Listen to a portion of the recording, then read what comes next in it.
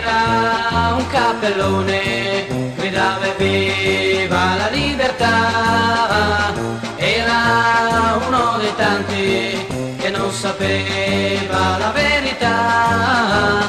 Si illudeva di cambiare il mondo, rifilando la chitarra, protestando cose strane. Non sapeva che soltanto l'uomo che è venuto da lontano è riuscito in queste cose.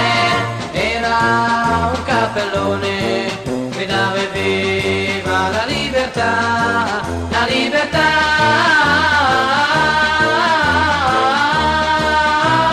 Era un cappellone, ora conosce la verità, ora non è più solo perché ha trovato la libertà. Ha capito che se vuole amare e trovare un po' d'azzurro, lui si deve un po' adattare, e perciò riprende questo mondo solamente come viene, è tornato come noi.